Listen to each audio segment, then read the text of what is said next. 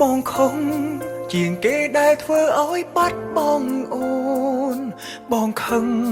ជាងគេមិនថែរកបងក្បែរខ្លួនបងយំជាងគេនៅពេលបងនឹកស្ងួនឈឺផ្ទួនចង់ជួបអូនលែងបានអូនល្អសែនល្អមិនគួរបងមើលរំលងទង្វើល្អកន្លងបងបើថាអូនរំខានដល់ដឹងខំកំហុងដល់ពេលស្រោចស្រង់លែងបានក៏យ៉ានចាក់ចេញមិនត្រឡប់មនុស្សងងនៅសល់ភាសាបេះដូងជីច្រើនចង់ឲ្យអូនដឹងបើអូនខឹងក៏ខឹងទៅចង់ប៉ុន្តែមេត្តាកុំស្អប់ចិត្តកំព្រាឯកាសង្ឃឹមថាអូនត្រឡប់មកបញ្ចប់សាច់រឿងនិទានស្នេហានៅក្នុងអារម្មណ៍ឯកាទើបដឹងថាអូនសំខាន់មនុស្សសំខាន់ដែលធ្លាប់នៅក្បែរតែបងមិនចេញរាំងសាបងសែនល្ងងមើលឆ្ងាយភ្លេចមើលមនុស្សក្បែរហិតថាតើថ្ងៃណាមានឱកាសបានតបស្នងអូ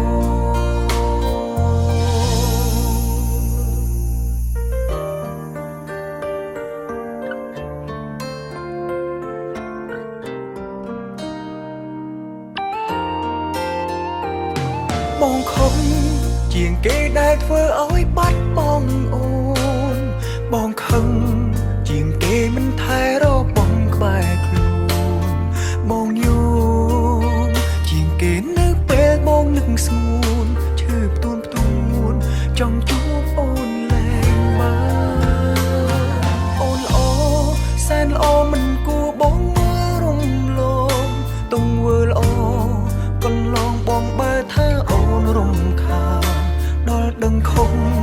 កំហុងដល់ពេលស្រោចស្រង់លែងបានក៏យ៉ានចាក់ចេញមិនត្រឡប់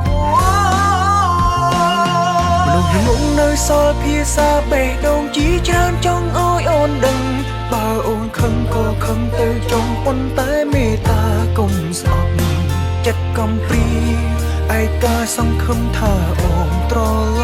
ប់មកបញ្ចប់សាច់រឿងនិទានស្នេហានៅក្នុងអារម្មណ៍ឯកាទើបដឹងថាអូនសំខាន់មនុស្សសំខាន់ដែលធ្លាប់នៅក្បែរតែបងមិនចេញរាំងសាបងសែនល្ងងមើលឆ្ងាយភ្លេចមើលមនុស្សក្បែរហិតថាតើថ្ងៃណាមានឱកាសបានតបស្នងអូ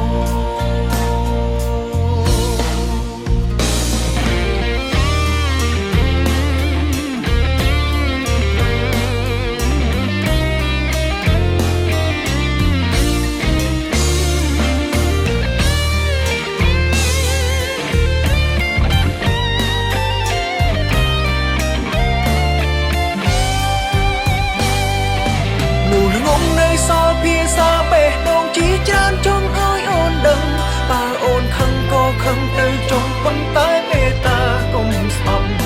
ចិត្តកំព្រា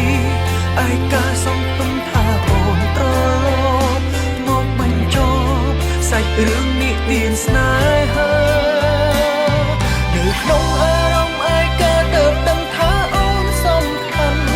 មនុស្សសំខាន់ដែលធ្លាប់នៅក្បែរតែបងមិនចេញរាំងបងសែនងងមើលឆ្ងាយភ្លេចមើលមនុស្សក្បែរហិតថាតើថ្ងៃណាមានឱកាសបានតបស្នងអូ